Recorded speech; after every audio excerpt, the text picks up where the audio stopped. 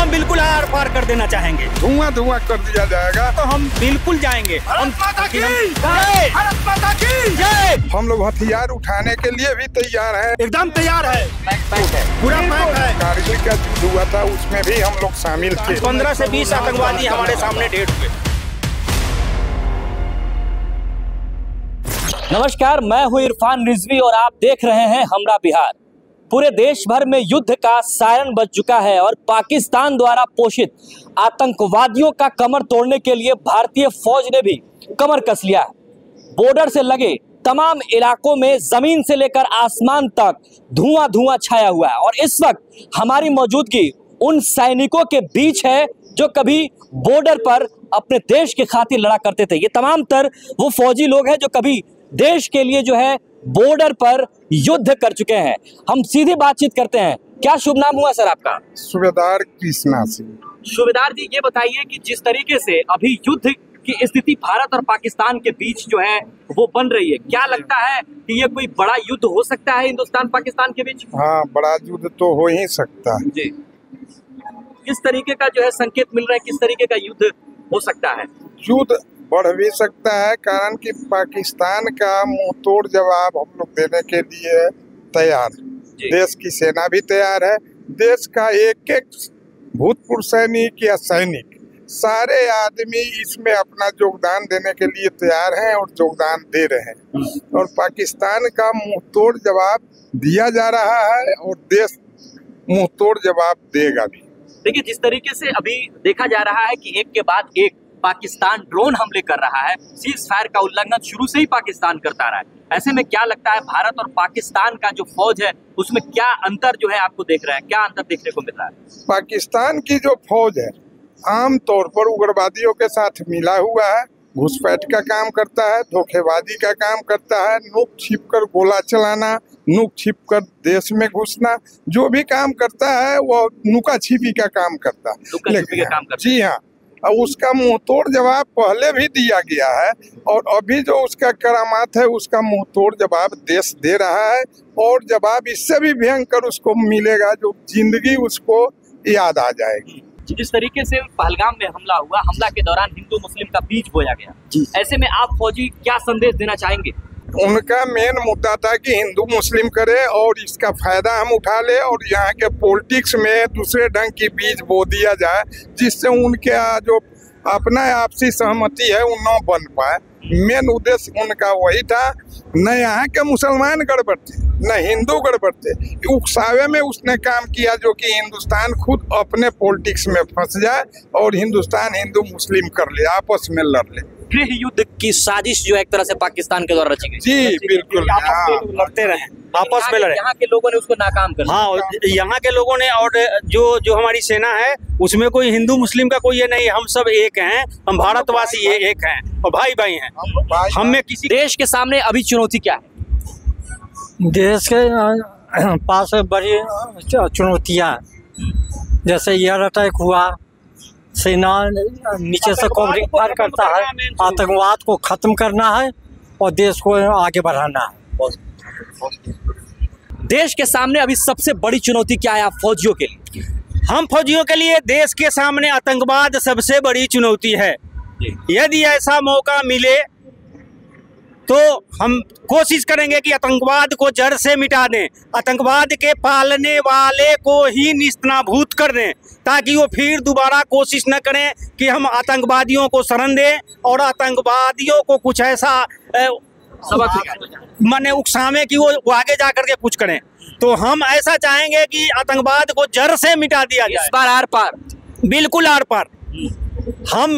हम सेना के लोग, हम फौजी ये चाहेंगे कि जो आतंकवादी को पालते हैं पाकिस्तान, उनके कमर को तोड़ दिया जाए, उनको ऐसा न छोड़ा जाए कि फिर आगे वो कोई ऐसा कदम उठाने के लिए सोचे। आपने फौज में रहते हुए कितने पाकिस्तानियों को सबक सिखाया है आतंकवादियों को? हमारे भाइयों ने और हम उनके साथ रह करके उनको हेल्प किया। हम जब वहाँ वो तंगधार बॉर्डर के साथ कुपवाड़ा में थे तो करीब 30 माह के टर्नओवर में करीब 15 से 20 आतंकवादी हमारे सामने ढेर हुए, जो उनको ढेर किया गया, हमारे साथियों ने उनको ढेर किया। जो हमारे घातक टीम के लोग थे वो आगे फ्रंट लाइन में रह करके उनका जो है सफाया किया। तो हम फौजिया चाहते हैं कि आतंकवाद बिल्कुल जड़ से समाप्त हो, और इसके लिए आगे जो हमारे शीर्ष पे लोग हैं वो अच्छा कर रहे हैं, और इसमें और अच्छा करने की आवश्यकता है। अगर मौका मिले आपको तो हम बिल्कुल आर पार कर देना चाहेंगे, बिल्कुल ध्वस्त। तमाम लोग आप लोग जाने बिल्कुल बिल्कुल, अभी हमें मौका मिले तो हम बिल्कुल जाएंगे। भारत माता की जय, भारत माता की जय, भारत माता की जय, वंदे मातरम, वंदे मातरम, वंदे मातरम। मोदी है तो मुमकिन है, मोदी है तो मुमकिन है, मोदी है तो मुमकिन। किस तरीके का जो है आप चाहते हैं कि अंजाम भारत दे पाकिस्तान को? जिस तरीके से कायराना हमला किया भारत पर, सिविलियंस को मारे गए, 26 नागरिकों को जो है बेवजह मारा गया, किस तरीके का जो है आप चाहते हैं कि अंजाम पाकिस्तान को भुगतना चाहिए भारत के द्वारा? जो भी उसको अंजाम भुगतना चाहिए वो देश दे रहा है, और वो अंजाम भुगतना होगा कि पाकिस्तान जिंदगी भर याद करेगा, और पाकिस्तान धुआं धुआं हो जाएगा, और पाकिस्तान मिट्टी में मिल जाएगा। सूबेदार साहब, एक और अहम सवाल आपसे ये जानना चाहेंगे कि अभी आप लोगों फौज से रिटायर हो चुके हैं, अभी आप लोगों की दिली ख्वाहिश क्या है? चूंकि युद्ध का जो है माहौल बना हुआ है, तो अभी आप लोगों की दिली ख्वाहिश क्या है? क्या आप लोग जो है बॉर्डर पर जाना चाहेंगे फिर से अगर मौका मिला तो? जी हाँ, हमारा जो सैनिक सेवा परिषद है, या जितने हम लोग सैनिक के समूह हैं, अभी भी सरकार का आदेश हो, और हम लोग चाहते हैं कि सैनिकों को जो भी हम लोगों से मदद मिल सके या हथियार उठाना पड़े, हम लोग हथियार उठाने के लिए भी तैयार हैं, और मुंह तोड़ जवाब देने के लिए भी तैयार हैं। अच्छा, इसमें और कोई है जो इससे पहले भारत पाक के युद्ध में हिस्सा लिया हो? आप लोगों में कौन हिस्सा लिए हुए हैं? मैं था जब कारगिल का युद्ध हुआ था, उसमें भी हम लोग शामिल थे। अच्छा, आप कारगिल युद्ध में शामिल थे? जी। अच्छा। उस समय भी हम लोग श्रीनगर में थे। उस समय भी यही हो रहा था कि जो भी वो किया वो नुक्का छुपी का काम किया। जब अपना भारत उसको मुंह तोड़ जवाब देने लगा तो वो पीछे हटा, तो उसका खमियाजा भुगतना पड़ा कि युद्ध हारना पड़ा, मुंह की खानी पड़ी। हाँ, मुंह। जब पाकिस्तान ने युद्ध किया तब तक उसको मुंह की खानी पड़ी है। जी हाँ। इस बार भी क्या होगा? इस बार जबरदस्त मुंह तोड़ जवाब दिया जाएगा, और जिंदगी में उसको नानी याद आ जाएगा कि हाँ, युद्ध होता क्या है और घुसपैठ होता क्या है। अच्छा, ये बताइए कि आज जो युद्ध हो रहा है, आज के युद्ध में और पहले के युद्ध में कुछ अंतर नजर आ रहा है आपको? हाँ जी, अंतर तो है। आज जो है टेक्नोलॉजी आगे हो चुका है। आज से कुछ दिन पहले टेक्नोलॉजी इतनी आगे नहीं थी। आज जो हमारे पास जो वेपन सिस्टम आ गए हैं, वो पिछले सिस्टम में आज के सिस्टम में काफ़ी अंतर है। जिस तरह कल नहीं देखे होंगे, कल का जो हुआ, उन्होंने ये अपना जैसलमेर के ऊपर 45 मिसाइल दागे हैं, एक भी मिसाइल को उनको जो है कामयाब नहीं होने दिया। सबको भारत ने नाकाम। जो हमारा L-70 और L-70 गन AAD का, और ये अपना आकाश जो इंडिया मेड है, आकाश ने उनके सारे मिसाइल को जो है तहस नहस कर दिया। जी। तो आज की टेक्नोलॉजी काफी आगे है। आपका क्या नाम हुआ? मेरा नाम सूबेदार संजय कुमार सिंह हुआ।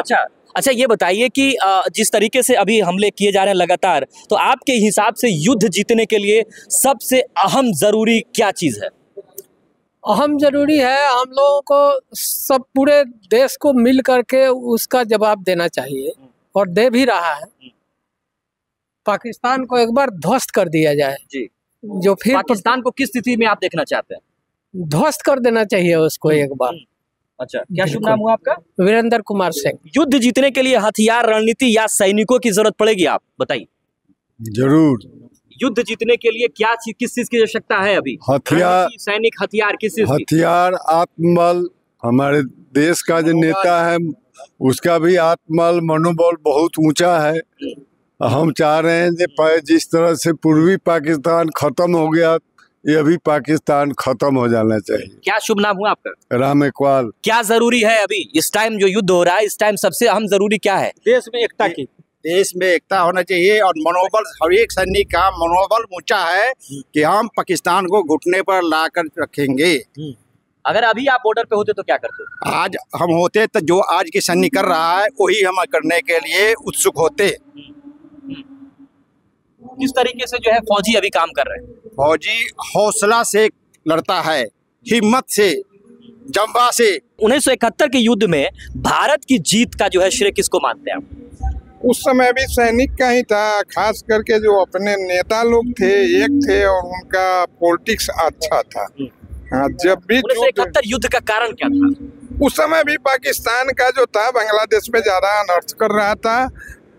उसके अलावा वहाँ के आम पब्लिक खास करके हिंदुओं पर और उसके बाद मुसलमानों पर भी बहुत ही सितम ढाया। उसका नतीजा हुआ कि अपना जो प्राइम मिनिस्टर थे उस समय की इंदिरा गांधी जी, उन्होंने कदम उठाया और उसको मुंह तोड़ जवाब दिया, जिसका नतीजा हुआ कि पाकिस्तान 2 भाग में बंट गया। जी। अच्छा, अभी जो हालात हैं उस हिसाब से आप शांति की संभावना को कैसे देखते हैं? हिंदुस्तान और पाकिस्तान के बीच शांति की संभावना को आप कैसे देखते हैं? अभी तो शांति की समझौता होने का कोई प्रश्न ही नहीं उठता है, कारण कि पाकिस्तान का जब तक उसका जो मनोबल है उसको बिल्कुल न तोड़ दिया जाएगा, उसको खंड खंड में बांट दिया जाएगा, धुआं धुआं कर दिया जाएगा कि जिंदगी में याद रहे और कभी होश न कर पाए। पूरा आसमान अभी भी धुआं धुआं है फौजी साहब, पूरा आसमान बॉर्डर से लगा हुआ जितना भी इलाका है आसमान से लेकर जमीन तक धुआं धुआं हुआ पड़ा है। बिल्कुल धुआं धुआं है सब, बिल्कुल। होना भी चाहिए, क्योंकि दुश्मनों के साथ हमारी लड़ाई है। बार बार जो है पाकिस्तान गलती करती है, कब तक जो है इंडिया जो है इस चीज़ का जो है बर्दाश्त करे, और जवाब देना सबसे बड़ी जरूरी है। नए फौज में जो लोग आए हैं उनको आप क्या सलाह देना चाहेंगे? उनको हम लोग सलाह देना चाहेंगे कि उनमें जज्बा होना चाहिए और पीछे मुड़कर नहीं देखना चाहिए। उनके साथ सारी देश है, आम पब्लिक है, नेता है और साथ ही हम लोग जितने फौजी घोड़े बैठे हुए हैं, इनको भी आना पड़ेगा तो हम लोग वहाँ पहुँच सकते हैं और पहुँच जाएंगे। जब भी बुलाहट आए हम लोग को जाने के लिए, देश की रक्षा करने के लिए, तब पर हम लोग तैयार हैं। अभी तैयार है, एकदम तैयार है, पैक है, पूरा पैक है। जब भी मौका मिले हम लोग जाने के लिए एकदम तैयार है।